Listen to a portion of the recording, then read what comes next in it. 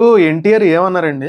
విశ్వవిఖ్యాత నట సార్వభౌమ నటరత్న పద్మశ్రీ డాక్టర్ నందమూరి తారక రామారావు గారి ఆశీస్సులు మన మీద ఉన్నంత కాలం, నా మీద ఉన్నంత కాలం నన్నెవ్వరూ ఆపలేరు. మా తాత సపోర్ట్ ఉన్నంత వరకు నన్ను ఎవరు ఆపలేరు అన్నారు.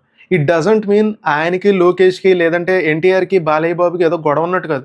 అది ఒక పాజిటివ్ వైబు. అంటే నేను అంత యాక్టివ్గా ఉంటాను, నేను నా యాక్టింగ్ అంత స్పీడ్గా ఉంటుంది, నన్ను ఎవరు ఆపలేరు అన్న ఉద్దేశంతో అన్నాడు ఆయన.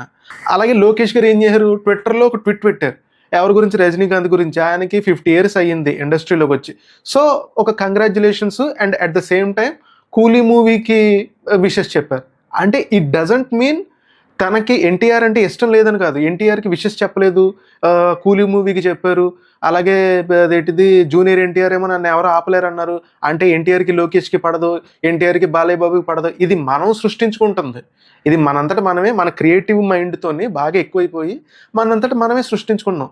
ఈ క్రియేటివిటీ, ఈ ఊహాగానాలు బాగా ఎక్కువైపోయిన ఒక అతను ఏం చేశాడు, వాడు జూనియర్ గానే ఆపిస్తున్నాడు. ఎందుకు కానీ మనకి నాకే నాకు అవసరమే కదా. లోకేష్ ఎట్లు పెట్టుకుంటాడు లంజా కొడుకోడు. ఆడదు సినిమా, ఆడదు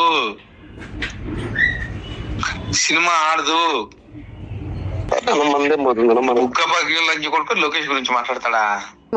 ఏం చేశాడు, ఓకే లోకేష్ గారికి ఎన్టీఆర్కి పడదు కదా, సో మనం ఎన్టీఆర్ని తిట్టి ఆ సినిమా ఆప్ చేస్తే నేను లోకేష్ గారి దగ్గర పాయింట్లు కొట్టేచ్చు అని చెప్పి బండబూతులు తిట్టాడు. ఇప్పుడు బొక్క పడింది ఎవడికి? ఎవడో ప్రాబ్లం ఫేస్ చేస్తున్నాడు, బయటికి రాలేక, తల బయట చూపించలేక దాక్కుని ఉంటున్నాడు అతను. ఇప్పుడు గబుక్కున 10-15 మంది ఎన్టీఆర్ ఫ్యాన్స్ కలిపి చెతక బాధేశారు అనుకోండి, ఆ ఎమ్మెల్యేని, అనంతపురం ఎమ్మెల్యే అతను, తను బాధేశారు అనుకోండి, మళ్ళీ తల ఎత్తుకుని తిరగలడా? So moral of the story ఏంటి, ఎవడైతే తిడుతున్నాడో ఫైనల్గా వాడే బఫూన్ అవుతున్నాడు. మిగిలిన వాళ్ళందరూ బాగానే ఉంటున్నారు. కాబట్టి ఎవరిని తిట్టకండి, సేఫ్గా ఉండండి.